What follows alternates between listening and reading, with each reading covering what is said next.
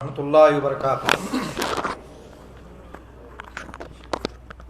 ان الحمد للہ نحمده ونستعینه ونستغفره ونؤمن به ونتوکل علیہ ونعوذ باللہ من شرور انفسنا ومن سیئات اعمالنا من يهده الله فلا مضل له ومن يضلل فلا هادي له واشهد ان لا اله الا الله وحده لا شريك له واشهد ان محمدا عبده ورسوله اما بعد فإن خير الحديث كتاب الله وخير الهدي هدي محمد صلى الله عليه وسلم وشر الأمور محدثاتها وكل محدثة بدعة وكل بدعة ضلالة وكل ضلالة في النار۔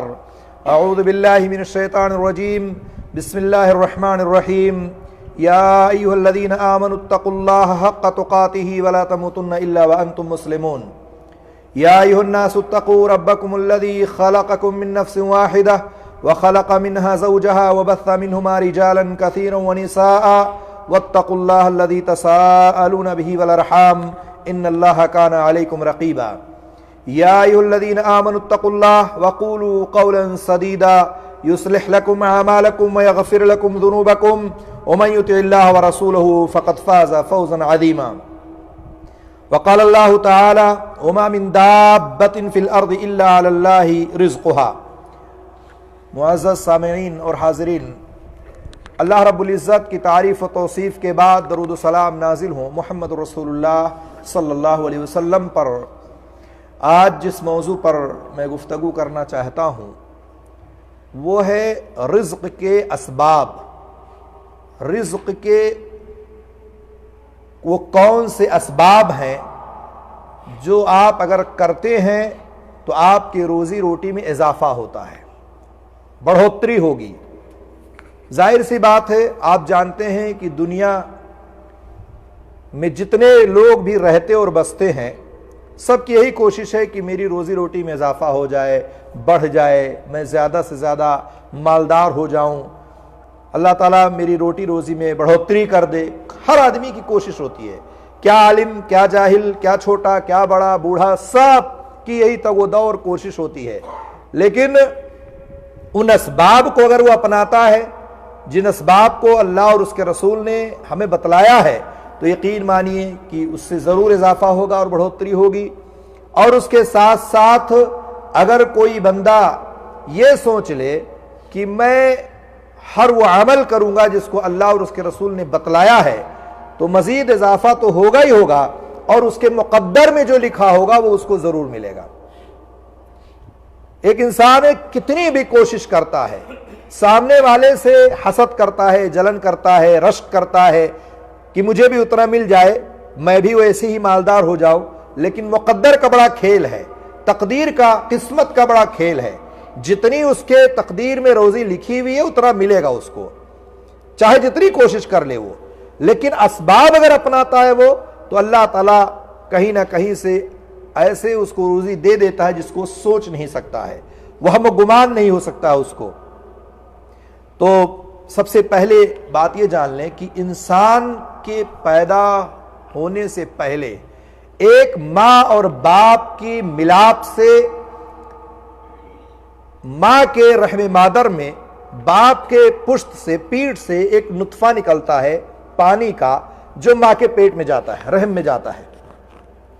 وہاں جانے کے بعد اللہ کے رسول صلی اللہ علیہ وسلم فرماتے ہیں کہ یہ نطفہ 40 دن تک پانی کی شکل میں ہوتا ہے۔ کتنا؟ 40 دن۔ اس کے بعد وہاں 40 دن کے بعد پھر مزید 40 دن جو ہوتا ہے وہ علقہ کی شکل میں اختیار کر جاتا ہے۔ اس کے بعد مزید 40 دن گزرتے ہیں تو مضغہ کی شکل اختیار کر جاتا ہے۔ یہ ٹوٹل 120 دن ہوتے ہیں، 4 مہینے۔ ان 4 مہینوں کے اندر ماں کے پیٹ میں جو بچہ ہوتا ہے، وہاں جب 4 مہینے مکمل ہوتے ہیں تب اللہ رب العالمین کی طرف سے ایک فرشتہ آتا ہے، اور اس فرشتہ آنے کے بعد اس بندے کے، اس بچے کے بارے میں 4 چیزیں لکھ دیتا ہے۔ 4 چیزیں تحریر ہوتی ہیں۔ وہ 4 چیزیں کیا ہیں؟ اس کی عمر کے بارے میں لکھا جائے گا، اس کے رزق کے بارے میں لکھا جائے گا، اس کی عمر کتنی ہوگی، کتنا دن دنیا میں جیے گا، اس کو روزی کتنی ملے گی اس کے بارے میں لکھ دیا جائے گا، عمل کیا کرے گا وہ لکھا جائے گا، اور نیک بخت ہوگا یا بدبخت ہوگا۔ یہ 4 چیزیں اس کے ماں کے پیٹ میں بچے کے لیے فرشتہ آتا اور لکھ دیتا ہے، اور 4 ہی مہینے بعد روح ڈالی جاتی ہے، روح ڈالا گیا اور اس کے بعد یہ 4 چیزیں لکھ دی گئی۔ اب روزی آپ کی ماں کے پیٹ میں لکھ دی گئی ہے کہ کتنا آپ کو ملنا ہے، کتنا آپ کو کمانا ہے، اور کتنا آپ کو حاصل کرنا دنیا میں، اور کتنا آپ کے مقدر و قسمت میں ہے۔ اسی لیے آپ یہ بھی جان لیں کہ یہ موت اور رزق یہ دونوں ایسی چیزیں ہیں کہ موت اس وقت تک آپ کو نہیں آ سکتی جتنا آپ کے مقدر میں روزی لکھی ہوئی ہے اتنا مل کے رہے گی، تب آپ کو موت آئے گی۔ موت نہیں آنے والی آپ کو جب تک کہ اتنی روزی آپ کو ملنے جائے گی۔ جیسے موت آپ کا پیچھا کرتی ہے، وقت متعینہ جو آپ کی زندگی کا ہے کہ آپ کو کب مرنا ہے، ایسے ہی روزی آپ کا پیچھا کرتی ہے کہ جتنی روزی لکھی اتنا آپ کو مل کے رہے گا۔ تو موت جیسے آتی ہے ایسے ہی روزی بھی آپ کے پیچھے پیچھے لگی رہتی ہے اور آپ کو وہ مل کے رہتی ہے۔ تو موت اور رزق یہ دونوں ایک دوسرے سے ساتھ ساتھ چلتے ہیں۔ موت نہیں آ سکتی جب تک کہ روزی اتنی مل نہ جائے جتنی آپ کے مقدر میں لکھی ہوئی ہے۔ تو یہ چیزیں ہیں، اللہ تعالیٰ نے بھی قرآن میں کہا وَمِن دَابَّةٍ فِي الْأَرْضِ إِلَّا عَلَى اللَّهِ رِزْقُهَا۔ جتنے بھی لوگ دنیا میں رہتے اور بستے ہیں، جس شکل میں بھی لوگ ہیں، اللہ تعالیٰ سب کو روزی دیتا ہے، اور اللہ تعالیٰ سب کا روزی رساں ہے اور وہی دینے والا ہے۔ اسی طرح سے اللہ تعالیٰ نے قرآن میں بھی فرمایا کہ وَفِي السَّمَاءِ رِزْقُكُمْ وَمَا تُوعَدُونَ، تم کو روزی جو ملتی وہ آسمانوں سے ملتی ہے۔ ہم روزی دنیا میں مختلف طریقے سے تلاش کرتے ہیں، مختلف طریقے سے ڈھونڈتے ہیں۔ ہم اپنی دکانوں کو اس لیے بند نہیں کرتے کہ کسٹمر آئے گا چلا جائے گا، لیکن اس کو یہ نہیں پتا کہ روزی اللہ کی طرف سے، آسمان کی طرف سے لکھی ہوئی ہے، مقدر ہے اس کے، جو آسمان سے ملے گا، جو اس کے ماں کے پیٹ میں لکھ دیا گیا اتنا ہی ملنے والا ہے، چاہے وہ دکان بند کرے چاہے نہ کرے۔ ایک اسباب اختیار کر سکتا ہے وہ دکان کھولنے کا، لیکن اب نماز کا وقت ہو گیا اور وہ دکان اس لیے نہیں بند کر رہا ہے کہ اسی ٹائم کسٹمر آتے ہیں۔ اب یہ بتاؤ کہ کیا اس کو نماز پڑھنے جانا چاہیے یا اس کو جو ہے روزی کے لیے دکان کھول کے بیٹھنا چاہیے؟ یہاں وہ معصیت کس کی کر رہا ہے؟ مخلوق، خالق کی معصیت کر رہا ہے۔ نماز کا وقت ہو گیا اور وہ دکان اس لیے کھول کے بیٹھا ہے کہ روزی میں اضافہ ہوگا، کسٹمر آئے گا، میرا کسٹمر چلا جائے گا، کہیں اور چلا جائے گا۔ ایسی بہت ساری مثالیں آپ لے سکتے ہیں۔ تو کہنے کا مقصد یہ ہے کہ اللہ رب العالمین نے جو مقدر میں لکھ دیا ہے ماں کے پیٹ میں وہ آپ کو ملنی ہی ملنی ہے، اور آسمان سے روزی آپ کے مقدر میں آتی ہے اور وہ آپ کو ملنا اور حاصل ہو کے رہنا ہے۔ آپ اگر دیکھیں گے صحیح الجامی کی ایک روایت ہے، اللہ کے رسول صلی اللہ علیہ وسلم فرماتے ہیں کہ حضرت جبرائیل علیہ السلام ہمارے پاس آتے ہیں اور اس کے بعد مجھے وصیت کرتے ہیں کہ کوئی آدمی اس وقت تک مر نہیں سکتا جب تک کہ اس کی لکھی ہوئی روزی اس کو مل نہ جائے۔ اللہ کے رسول صلی اللہ علیہ وسلم سے کون کہتے ہیں؟ کہ حضرت جبرائیل علیہ السلام کہتے ہیں جب تک کہ وہ اپنی لکھی ہوئی روزی کو پا نہیں لے گا جب تک کہ اس کو موت نہیں آ سکتی ہے۔ تو یہ موت اور رزق کا معاملہ ہے۔ اس کے ساتھ ساتھ یہ بھی آپ جان لیں کہ انسان کو کوشش کرنی چاہیے کہ وہ اچھی زندگی گزارے، بہتر زندگی گزارے، حلال روزی کی تلاش میں رہے، اور ایسے طریقے نہ اپنائے جس سے حرام کی آمیزش ہو جائے، حرام کی ملاوٹ ہو جائے، اور زیادہ پانے کے چکر میں الٹی سیدھی حرکتیں کرنے لگے۔ اس لیے بہتر زندگی گزارنے کی کوشش انسان کرے اور اچھے سے اچھے انداز میں روزی کو کمانے کی کوشش کرے تاکہ حلال و حرام کی آمیزش نہ ہو، ملاوٹ نہ ہو، حلال روزی تلاش کرنے کی کوشش کرتا رہے وہ۔ اسی طرح سے اگر آپ دیکھیں تو اللہ کے رسول صلی اللہ علیہ وسلم فرماتے ہیں، سلسلۃ الصحیحہ میں ایک روایت ہے، علامہ البانی نے اس کو ذکر کیا کہتے ہیں کہ اگر ابن آدم اپنی روزی سے بھاگ جائے، بھاگ کھڑا ہوا روزی سے، وہ کہتے ہیں کہ اگر بھاگ جاتا ہے جیسے موت سے بھاگتا ہے۔ کوئی چاہتا ہے مرنا؟ ہر آدمی چاہتا ہے ابھی نہ موت آئے، ابھی نہ موت آئے، ابھی مرنا میں نہیں چاہتا ہوں۔ تو جیسے آدمی موت سے بھاگتا ہے ایسے اگر وہ روزی سے بھاگ جاتا ہے، لیکن اس کا رزق، اس کی روزی اس کو پالے گا جیسے موت اس کو پکڑ لیتی ہے، بھاگ نہیں سکتا کہیں دنیا میں وہ۔ تو اس طرح سے آپ بچ نہیں سکتے ہیں۔ روزی پانے کے، روزی کمانے کے، روزی حاصل کرنے کے میں نے ذکر کیا جیسے کہ بہت ساری چیزیں ہیں جس کی وجہ سے انسان کی کوشش ہونی چاہیے کہ اگر وہ عمل کرتا ہے تو اس کو روزی میں مزید اضافہ ہوگا، اللہ تعالیٰ اس میں برکت دے گا اور اسی طرح سے وہ اس کو حاصل کرے گا۔ میں آپ کے سامنے ایک بعد دیگر کئی ایک چیزوں کو ذکر کرتا ہوں۔ سب سے پہلی بات توکل علی اللہ۔ توکل علی اللہ جو ہے اللہ رب العالمین پر بھروسہ کرنا۔ ایک آدمی ہے، اللہ پر اس کو بھروسہ ہے کہ مجھے جو مقدر میں لکھا ہے وہ مل کر کے رہے گا، اور اللہ تعالیٰ نے بھی قرآن میں کہا ہے وَمَن يَتَوَكَّلْ عَلَى اللَّهِ فَهُوَ حَسْبُهُ، جو بندہ اللہ پر بھروسہ کرتا ہے اللہ اس کے لیے کافی ہوتا ہے۔ تو اگر انسان اس پر بھروسہ کرتا ہے کہ مجھے جو روزی لکھی ہوئی ہے میرے مقدر و قسمت میں اللہ اس کو مجھے ضرور دے گا، مجھے اللہ پر یقین ہے، اللہ پر توکل ہے، بھروسہ ہے، تو اس کو اللہ تعالیٰ ضرور دے گا، چونکہ اس کو اللہ پر یقین و بھروسہ ہے۔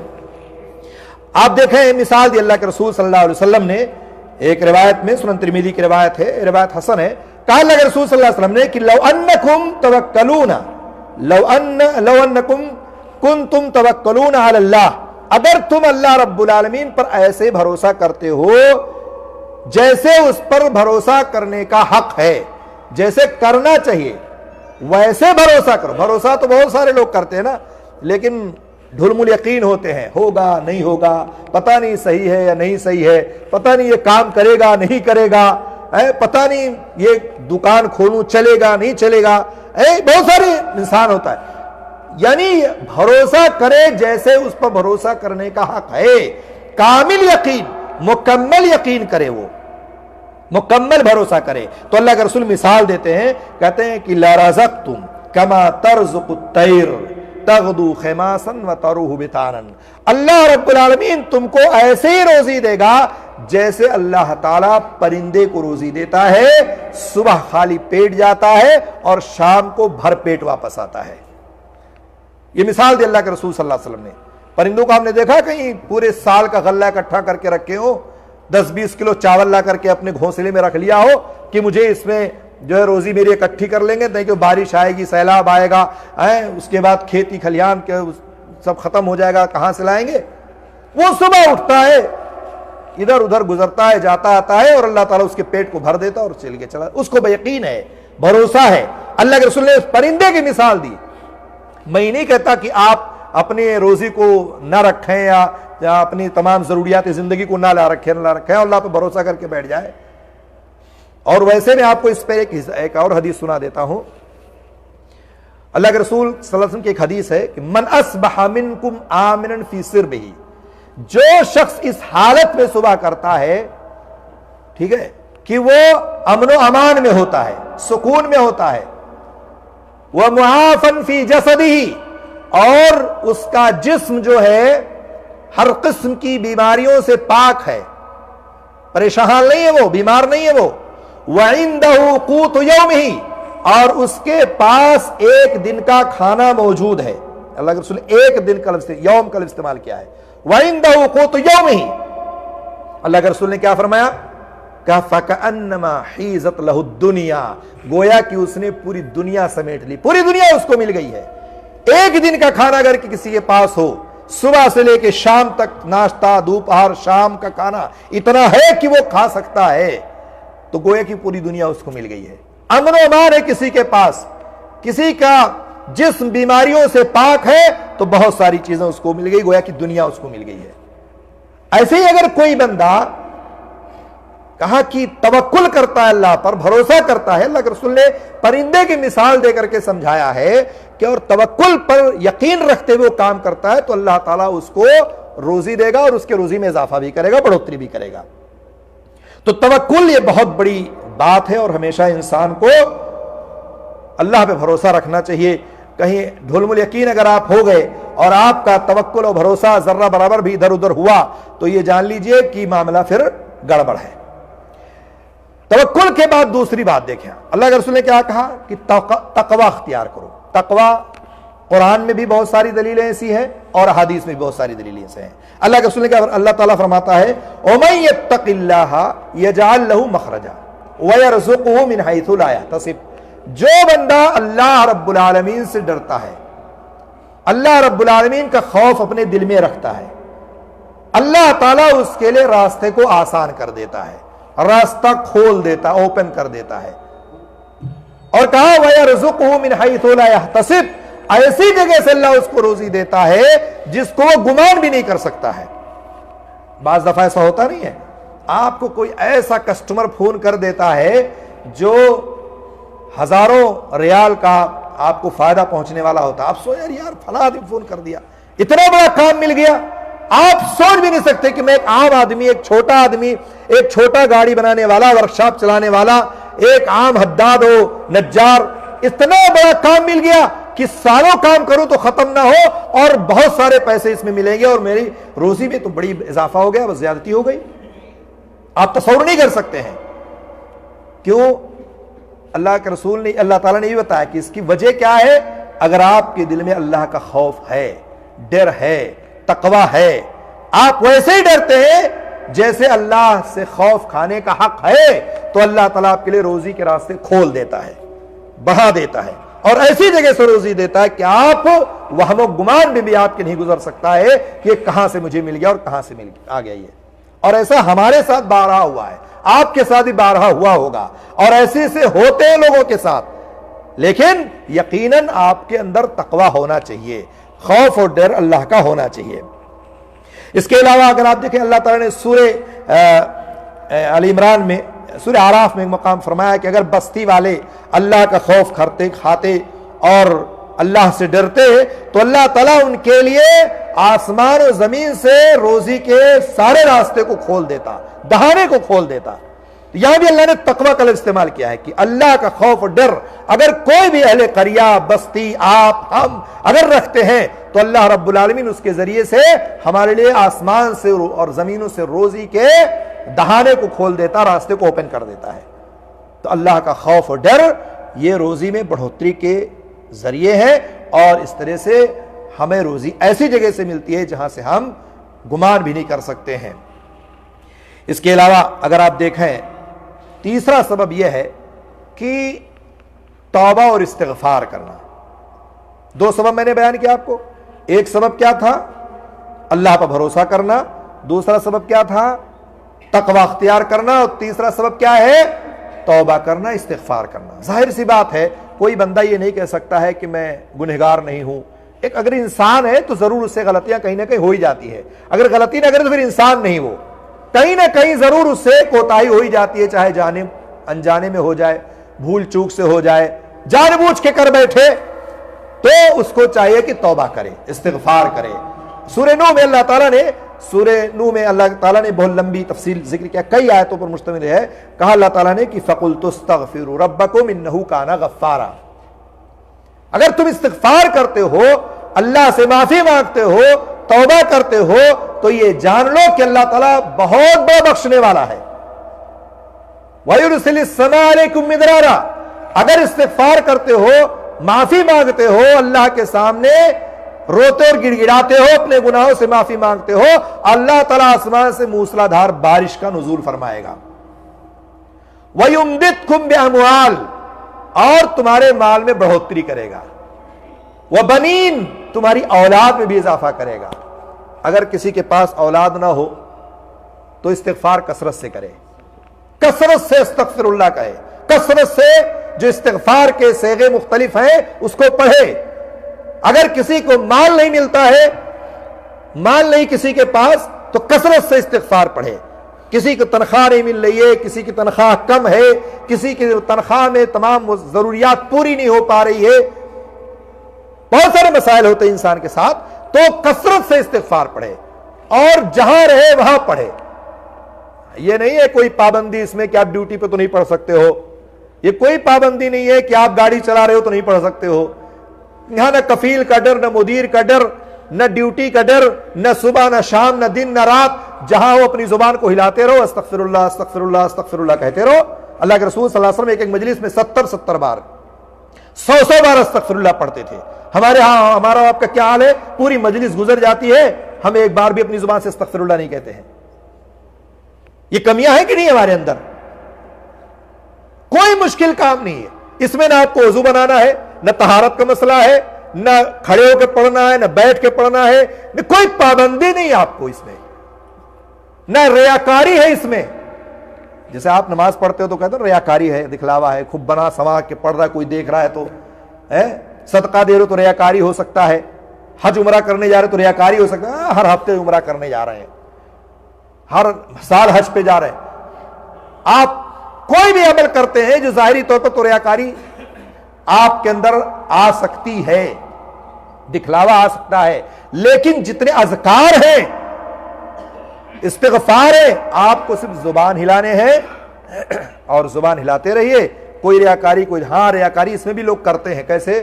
اتنی بڑی تسبیح لیے گھماتے پھرتے ہیں اور گاڑی میں بیٹھے ہیں، مجلس میں بیٹھے ہیں، مسجد میں بیٹھے ہیں، استغفر اللہ سبحان اللہ الحمدللہ اللہ، تاکہ آپ سمجھیں کہ ہاں بڑا تسبیح پڑھنے والا آدمی ہے، بڑا اذکار کرنے والا آدمی ہے. تو وہاں دکھلاوا ہے اس میں. اسی لیے کہا گیا، بہت سارے لوگوں نے کہا یہ بدعت ہے، تسبیح لے کر کے آپ نہیں پڑھ سکتے. آپ اپنی انگلیوں پہ گنے، اگر جو شمار کرنا ہو گننا ہے تو یہ انگلیاں آپ کی قیامت کے دن گواہی دے گی. اور اسی طرح سے اگر کوئی شمار نہیں کرنا ہے، لا تعداد بغیر کسی احصائیہ کے آپ کو پڑھنا ہے تو آپ جتنی بار چاہے اتنی بار پڑھیں. تو کثرت سے استغفار، اللہ تعالیٰ نے کہا کہ اگر استغفار کرتے ہو اللہ تمہاری گناہوں کو معاف کرنے والا ہے، آپ کی روزی میں برکت دے گا، آپ کی اولاد میں برکت دے گا. اور کہا وَيَجْعَلْ لَكُمْ جَنَّاتٍ، تمہارے لیے اللہ تعالیٰ باغات دے گا اور نہریں جاری کر دے گا. حسن بصری کے پاس ایک آدمی آیا تھا نا، سوال کیا تھا نا، ایک آیا کہا میرے پاس اولاد نہیں، مجھے کچھ بتا دیجئے، کوئی نصیحت کر دیجئے، کوئی ذکر کر دیجئے، دعا کر دیجئے. کہا جاؤ استغفار پڑھو. ایک آیا کہا مال میں کمی ہے، کہا جاؤ اذکار پڑھو. ایک آیا کہا قحط سالی ہو گئی ہے، کہا جاؤ اذکار پڑھو. ایک آیا کہا تھا بارش نہیں ہو رہی، باغات سوکھ رہے ہیں، کہا جاؤ اذکار پڑھو، جاؤ استغفر اللہ پڑھو. ایک آدمی میں بیٹھا تھا، کہا یہ کیا بات ہوئی؟ کہا کہ آپ 4 مریض آئے، چاروں کو ہمیں ایک ہی نسخہ بتا دیا. کم سے کم نسخہ تو بدلنا چاہیے. اللہ کے رسول حضرت حسن بصری کیا کہتے ہیں؟ کہتے ہیں کہ یہ 4 نسخے میں نے نہیں بتائے ہیں، یہ 4 نسخے اللہ رب العالمین نے قرآن میں بتلائے، وہی نسخہ میں نے بتلا دیا ہے. تو مال میں اضافہ، بڑھوتری اگر چاہتے ہو تو کثرت سے استغفار پڑھو، کثرت سے اپنے گناہوں کی معافی مانگو، توبہ کرو. اس کی وجہ سے آپ کے روزی میں اضافہ ہو جائے گا اور بڑھوتری ہو جائے گی. اللہ کے رسول صلی اللہ علیہ وسلم کی حدیث اس بارے میں سنیے. اللہ کے رسول فرماتے ہیں من لزم الاستغفار جعل اللہ من کل ہم فرجا ومن کل ضیق مخرجا وارزقہ من حیث لا یحتسب. یہ روایت ابو داؤد کی، علامہ البانی نے اس کو حسن کہا ہے. فرمایا اللہ کے رسول صلی اللہ علیہ وسلم نے کہ اگر کوئی بندہ استغفار کو لازم پکڑتا ہے، کثرت سے اس کو پڑھتا ہے، استغفار کو کرتا ہے. استغفار کے بہت سارے صیغے میں نے بتایا بھی، جیسے استغفر اللہ واتوب الیہ، استغفر اللہ واتوب الیہ ہے نا. اور یا اسی طرح سید الاستغفار اللہم انت ربی لا الہ الا انت خلقتنی، پوری ایک لمبی دعا ہے استغفار کی. آپ جو بھی کثرت سے اگر استغفار پڑھتے ہیں، کہا جعل اللہ من کل ہم فرجا، اللہ تعالیٰ کی تمام مشاکل کو دور کر دے گا، تمام راستے کو کھول دے گا، تمام مصیبتوں پریشانیوں کو دور کر دے گا، ہر قسم کی پریشانیوں سے اللہ تعالیٰ نجات دے دے گا. آپ تصور کریں چھوٹی سی دعا سے اگر اتنی بڑی مصیبت دور ہو رہی ہو تو کتنے خوش نصیب ہیں وہ لوگ جو یہ عمل کرتے ہیں اور اس کا فائدہ اٹھاتے ہیں. اور اس کے بعد کہا کہ من کل ہم فرجا ومن کل ضیق مخرجا، اللہ تعالیٰ آپ کے تمام تنگ راستے کو اوپن کر دے گا، کشادہ کر دے گا. روزی روٹی کے جو راستے تنگ ہیں نا، اللہ تعالیٰ اس کو واضح کر دے، کھول دے گا. کفیل کے دل میں، مدیر کے دل میں ایسی بات ڈال دے گا کہ آپ کی تنخواہ بڑھا دے گا کہ نہیں، آپ کو ایسا کام کر دے گا کہ اچھا جاؤ ٹھیک ہے 2 گھنٹہ اوور ٹائم کر لو. پتہ لگا کہ 1000 تنخواہ تھی 1500 ہو گیا. کوئی بھی راستہ ہو سکتا ہے، اللہ تعالیٰ کوئی بھی راستہ آپ کو اوپن کر سکتا ہے، کوئی بعید نہیں اللہ تعالیٰ کے ہاں کسی چیز سے. تو کہا کہ من کل ضیق مخرجا، اور اللہ تعالیٰ، اللہ کے رسول فرماتے ہیں وارزقہ من حیث لا یحتسب، ایسی جگہ سے اللہ تعالیٰ آپ کو روزی دے گا کہ آپ ہم و گمان بھی نہیں کر سکتے ہیں کہ یہ روزی کہاں سے مل گئی مجھے، کہاں سے میرے پاس اتنا پیسہ آ گیا، کہاں سے میری تمام ضروریات پوری ہو گئی، کہاں سے میں کیا سوچتا اور کیا ہو گیا. تو یہ استغفار کی بہت بڑی جو ہے، بہت یوں سمجھیے کہ اتنا بڑا فائدہ اس کا کہ آپ تصور نہیں کر سکتے ہیں.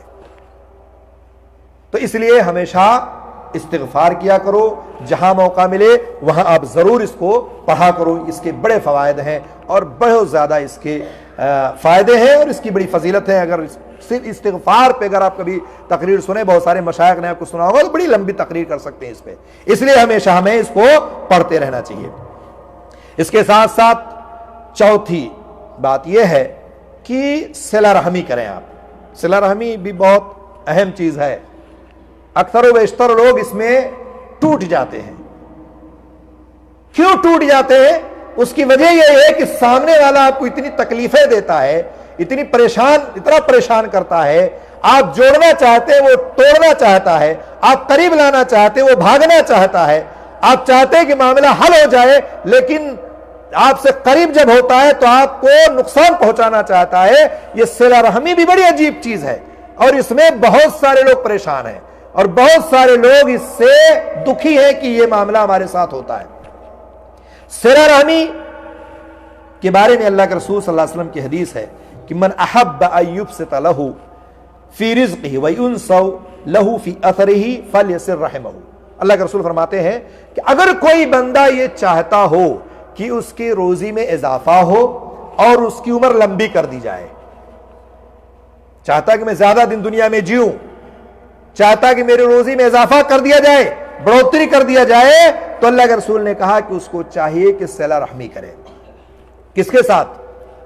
اپنے رشتہ داروں کے ساتھ، عزیزوں کے ساتھ، دوستوں کے ساتھ، اپنے والدین کے ساتھ، بھائیوں کے ساتھ، بہنوں کے ساتھ، اپنے تمام ملنے جلنے والوں کے ساتھ، پڑوسیوں کے ساتھ، سب کے ساتھ وہ صلہ رحمی کرے، اچھے سے پیش آئے، کسی کو کوئی تکلیف نہ دے، اچھے اخلاق سے ملے، اس کی ضروریات کو پوری کرے۔ تو ظاہر سی بات ہے جب آپ یہ کام کریں گے تو اس کے بدلے میں اللہ تعالیٰ آپ کے روزی روٹی میں اضافہ کر دے گا، بڑھوتری کر دے گا۔ اور صلہ رحمی میں نے کہا نا، یہ بہت جگہ لوگ پھنستے ہیں اور بہت سارے مسائل سے دوچار ہوتے ہیں اور لوگ پریشان رہتے ہیں۔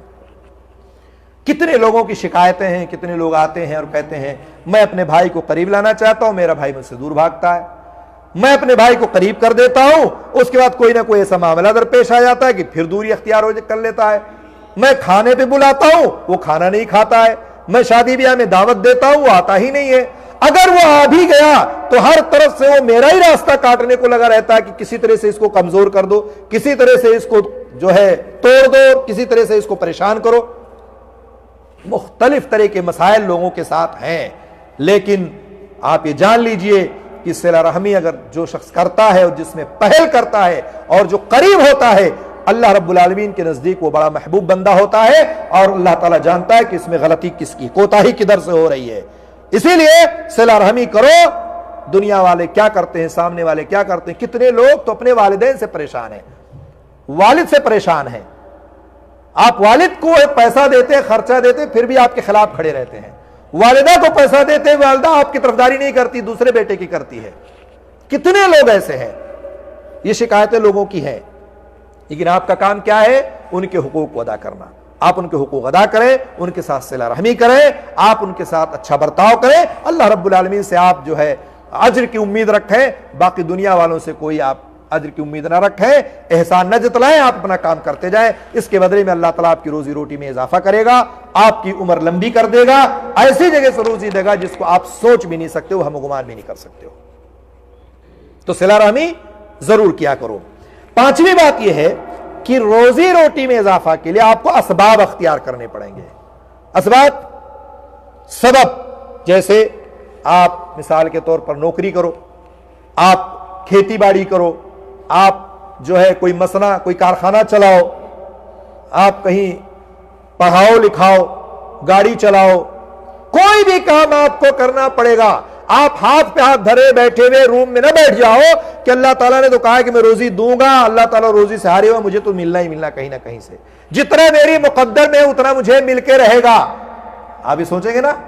نہیں، کہا اسباب اختیار کرو۔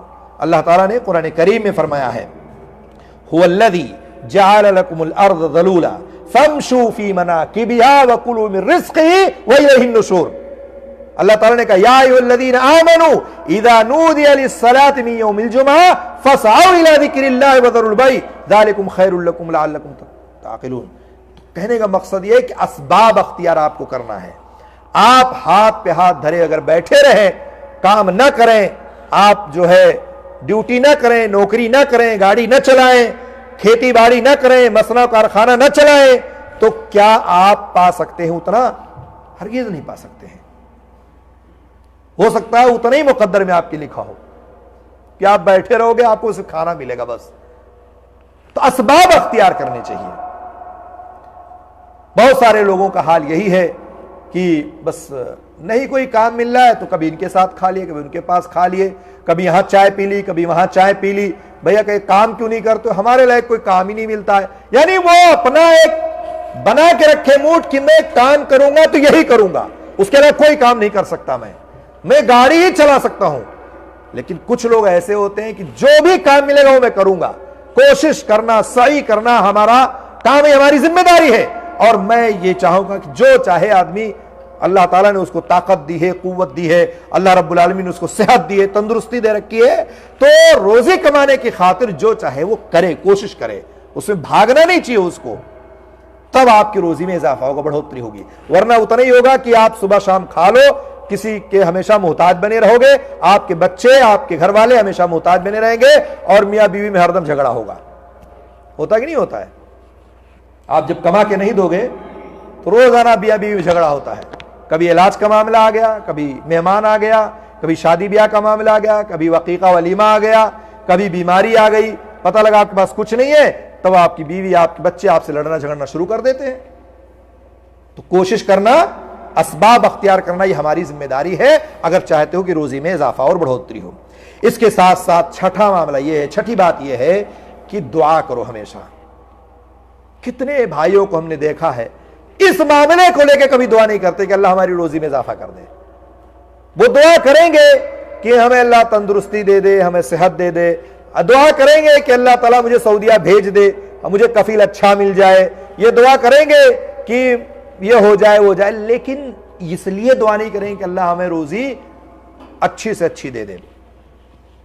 اللہ کے رسول صلی اللہ علیہ وسلم نے, اور اللہ تعالیٰ نے قرآن میں فرمایا نا, اور مختلف مقامات پر, وقال ربکم ادعونی استجب لکم, اللہ نے کہا کہ تم دعا کرو, میں تمہاری دعا کو قبول کرنے والا ہوں. مانگو تو صحیح اللہ سے, مانگو گے جب تو اللہ دے گا نا. تو کبھی کبھار آپ کو مانگنا پڑتا ہے, طلب کرنا پڑتا ہے, اچھی نوکری کے لیے, اچھی تنخواہ کے لیے, اچھی صحت کے لیے, اچھی تندرستی کے لیے, اچھے روزی کے لیے, تو آپ کو مانگنا. اللہ تعالیٰ کہتا مانگو, اور اللہ کہتا مجھے اس بات سے شرم آتی ہے کہ بندہ میرے سامنے ہاتھ پھیلائے اور میں اس کے ہاتھ کو خالی لوٹا دوں. اللہ تعالیٰ یہ شرماتا ہے اس بات سے. وہ ضرور تمہیں دے گا, لیکن مانگنے کے بھی جو آداب ہیں اس کو ملحوظ رکھا کریں. بات آ گئی تو میں بتا دیتا ہوں, مانگنے کے آداب ہیں ہمارے ہاں. کیا دعا مانگنے کا طریقہ کیا ہے؟ ہاتھ اٹھائے ہوئے رسمی طور پر السلام علیکم رحمۃ اللہ, السلام علیکم رحمۃ اللہ, اس کے بعد ہاتھ اٹھائے, پتہ نہیں کیا پڑھا, ادھر ادھر کر کے پھیر لیا, منہ پہ چلے گئے. یہ کیا دعا ہی ہے؟ دعا مانگنے کے وقت کیا کر آدمی ادھر دیکھتا, ادھر دیکھتا, پنکھے گنتا, کون آ رہا, کون جا رہا, کتنا بجا ہے, یہ دعا ہے؟ دعا کے آداب ہیں. آپ کے بلا رخ ہو کے دعا مانگیں, باوضو ہو کے دعا مانگیں, آپ نرمی اور لجاجت کے ساتھ اللہ سے مانگیں, اپنی اللہ کے رسول صلی اللہ علیہ وسلم پر درود بھیجیں, اللہ کی حمد کریں, باوضو کر کے مانیں, رات کو اٹھ کے دعا مانگیں, فرض نماز کے بعد مانگیں, طواف میں مانگیں, سعی میں مانگیں. جو اوقات ہیں, جو چیزیں, اس کا خیال رکھیں. اللہ رب العالمین آپ کی دعاؤں کو قبول کرنے والا ہے. اور رسمی طور پر خالی اگر آپ ہاتھ اٹھائے اور اللہم آمین کہے اور چل دیے, اس سے کوئی فائدہ نہیں ہونے والا نہیں, کوئی اس کا جو ہے آپ کو کچھ ملنے والا نہیں ہے, جو ہمارے ہاں ہوتا ہے. اس لیے میں نے یہ ذکر کیا کہ رسمی طور پر بہت سارے لوگ ایسی حرکتیں کرتے ہیں.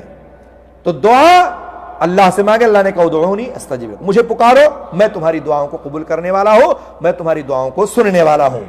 اور اسی طرح سے اللہ تعالیٰ سے آپ کہیں یا رزاق ورزقنی, اے اللہ تو روزی دینے والا ہے, مجھے روزی عطا کر. اے اللہ تعالیٰ تو بہترین روزی دینے والا ہے اور مجھے حلال روزی عطا کر.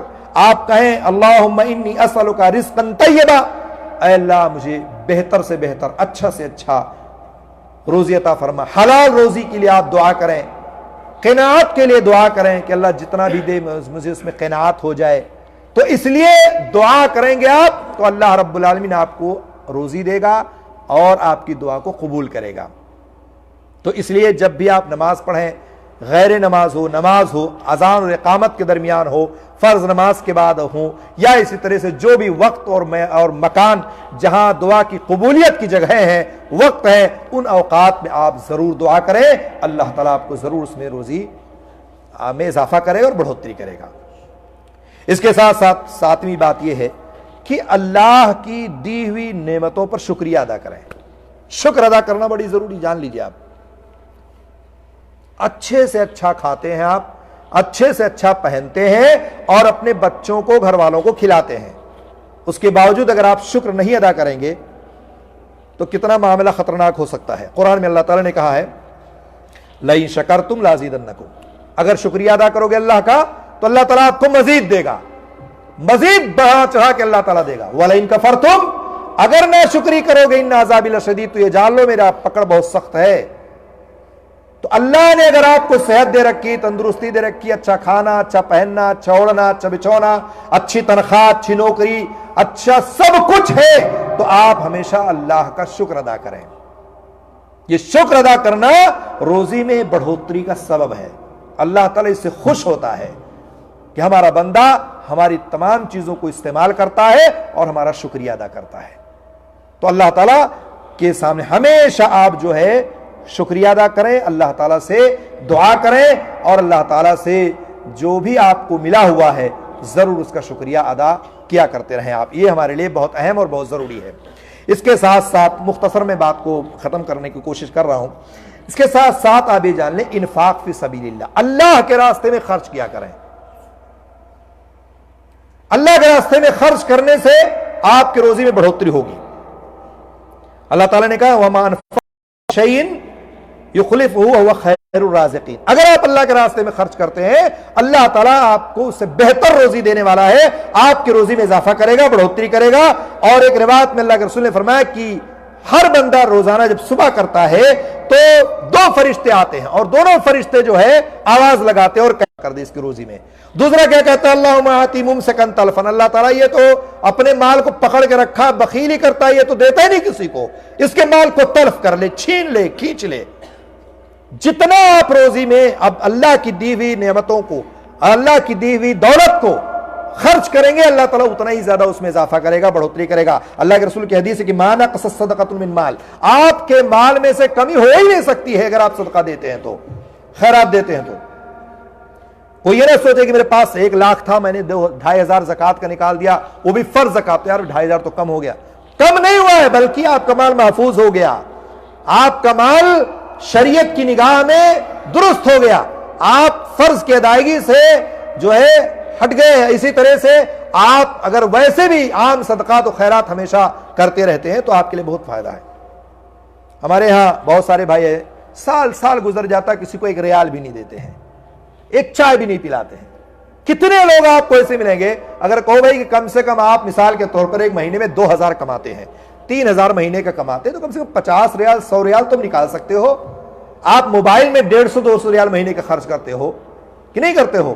آپ جو ہے اپنے گھر پر ہزاروں ہزار روپے بھیج سکتے ہو، تو آپ اللہ کے راستے میں 150 روپیہ ریال متعین کر لو کہ مجھے ہر مہینے اپنے پیسے میں سے اتنا نکالنا ہے، کسی غریب کو دینا ہے، کسی مسکین کو دینا ہے، کسی سیلاب زدگان کو دینا ہے، کسی ران اور بیوہ کو دینا ہے، کسی مسجد کو دینا ہے، کسی مدرسے کو دینا ہے، کسی جو ہے طالب کو دینا ہے، کسی معلم کی استاذ کی تنخواہ دینی ہے، یا طے کر لیجئے۔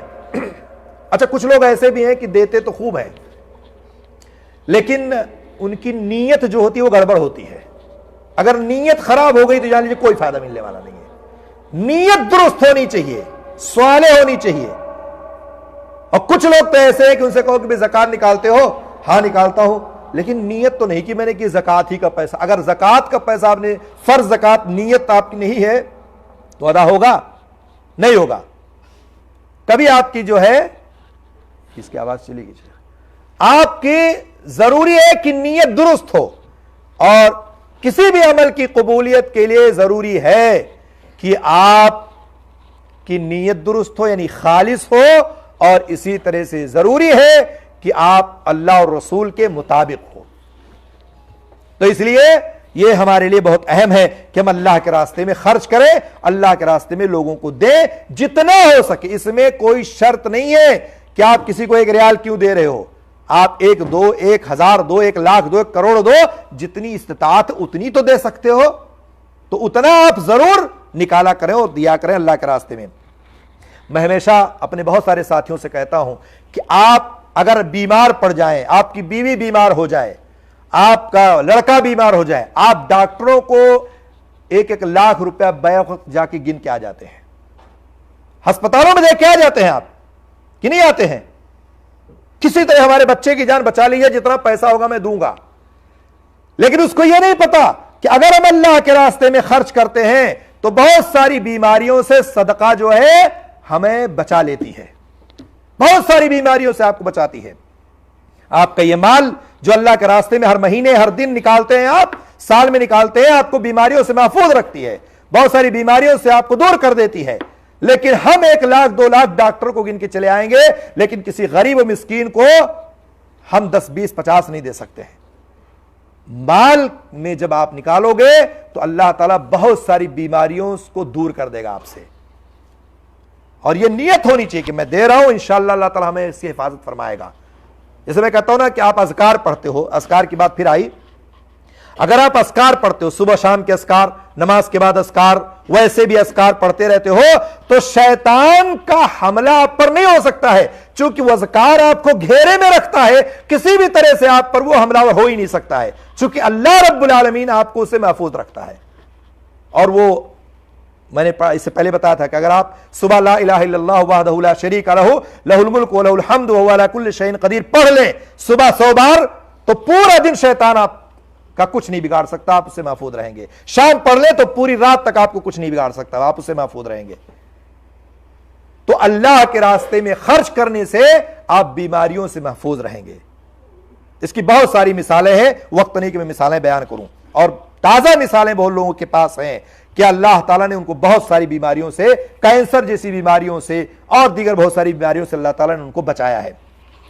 اچھا, اس کے ساتھ آپ جو ہے انفاق فی سبیل اللہ کے ساتھ ساتھ بعض لوگ کہتے ہیں کہ شادی کرنا بھی روزی روٹی میں اضافہ ہے, شادی کریں, والدین کے ساتھ حسن سلوک کریں, طالب علموں پر خرچ کریں. طالب علم کی مثال آپ کو دوں میں, اللہ کے رسول کے پاس ایک صحابی آئے, کہا اللہ کے رسول میرا بھائی آپ ہی کے پاس بیٹھا رہتا ہمیشہ, اور یہ جو ہے کچھ کرتا دھرتا ہے ہی نہیں ہے, میں دن بھر پریشان رہتا ہوں. اللہ رسول نے کہا تمہیں معلوم ہے, ہو سکتا تمہیں جو روزی مل رہی ہے وہ اسی وجہ سے مل رہی ہو, یہ روز جو تعلیم حاصل کرنے آ رہا ہمارے پاس اس کی وجہ سے. تو کبھی کبھار ایسا ہوتا ہے کہ آپ کے گھر میں 4 6 لوگ ہیں, اس میں سے 2 ہی لوگ کماتے ہیں, باقی 3 لوگ نہیں کماتے ہیں, یا آپ کا بھائی یا آپ کا لڑکا کمائی نہیں کر رہا, تعلیم حاصل کر رہا, مدرسے میں ہے, مسجد میں ہے, پڑھنے چلا جا رہا ہے, تو آپ ایسا کبھی نہ کہیں کہ جس کی وجہ سے کہ یار یہ میں تو دن بھر تھکتا ہوں اور یہ لوگ جو ہے ادھر ادھر گھومتے رہتے ہیں, جا کے مدرسہ مسجد میں بیٹھ جاتے ہیں. ہو سکتا ہے روزی آپ کو انہی وجہ سے مل رہی ہو. اسی طرح سے آپ حج اور عمرہ برابر کرتے رہیں. اللہ کے رسول نے فرمایا جو لوگ حج عمرے برابر کرتے ہیں اللہ رب العالمین ان کے گناہوں کو ایسے معاف کر دیتا ہے جیسے لوہا اور سونا اور چاندی آپ آگ کی بھٹی میں رکھ دیں اور وہ جو ہے بھسم ہو جاتا ہے, ساری چیز ختم ہو جاتی ہے, اصل چیز باقی رہتی ہے. ایسے اللہ تعالیٰ آپ کے گناہوں کو معاف کر دیتا ہے اور اللہ تعالیٰ آپ کی روزی روٹی میں برکت دیتا ہے, فقر مسکینیت ساری چیزوں کو اللہ تعالیٰ ختم کر دیتا ہے. اور اسی طرح سے آپ جو ہے یہ سارے کام کریں. اور بہت سارے لوگ مختلف طریقے اور بہت ساری ایسی چیزیں پائی جاتی ہیں شریعت میں جو اس کے علاوہ بھی اسباب ہو سکتے ہیں. میں نے چند اسباب وقت کے حساب سے جمع کیے تھے, آپ کے سامنے بیان کر دیے ہیں. اللہ رب العالمین سے دعا ہے اللہ تعالیٰ ہم کو اس پر عمل کرنے کی توفیق عطا فرمائے, اور اگر ہمارے اندر کوئی کمیاں اور کوتاہیاں ہیں تو اللہ رب العالمین اس کو دور کرے, اور جو کچھ ہم نے کہا آپ نے سنا ہے ہم سب کو اس پر عمل کی توفیق دے, آمین رب العالمین. والسلام علیکم ورحمۃ اللہ وبرکاتہ. جزا اللہ خیر واقعی جزائیت ہمارے معزز مہمان فضیلت الشیخ ریاض الدین فیضی حفظہ اللہ تعالی, جو کہ داعی ہیں جالیہ سالمیہ اور مدینہ ثنائیہ کے. ہماری درخواست پر خصوصی طور پر تشریف لائے, وقت نکال کر ہم اپنی انتظامیہ ادارے اور تمام احباب کی طرف سے شیخ محترم کے مشکور ہیں کہ شیخ نے اپنے قیمتی وقت میں سے ہمیں بہت ہی قیمتی نصیحتیں فرمائی. جو کچھ بیان کیا گیا رزق کے حوالے سے اللہ تعالی ہم سب کو اس کو سمجھنے اور اس پر عمل پیرا ہونے کی توفیق عطا فرمائے۔ ایک اعلان ہے، گزشتہ دنوں ہفتہ 10 دن بعض وجوہات کے سے ہمارے اسبوعی دروس جو ہے وہ متوقف تھے، کسی وجہ سے معطل تھے، لیکن انشاءاللہ آنے والے اس ہفتے سے دوبارہ جو ہمارے اسبوعی دروس تھے سوموار منگل بدھ، جس میں عقیدہ ہے، حدیث ہے اور ترجمہ تفسیر، وہ انشاءاللہ اسی ترتیب سے دوبارہ انشاءاللہ جاری ہو جائیں گے۔ تو وہ تمام احباب جو آیا کرتے تھے ان سے بھی اور جو نہیں آتے ان سے بھی درخواست ہے کہ وقت نکال کر ضرور تشریف لایا کریں، دین کے ساتھ، دین کے علم کے ساتھ جڑیں، تاکہ اللہ تعالی ہمارے زندگیوں میں خیر و برکت عطا فرمائے اور ہمیں صراط مستقیم کے اللہ تعالی توفیق عطا فرمائے۔ السلام علیکم ورحمۃ اللہ وبرکاتہ۔ السلام، جزاک اللہ خیر شیخ۔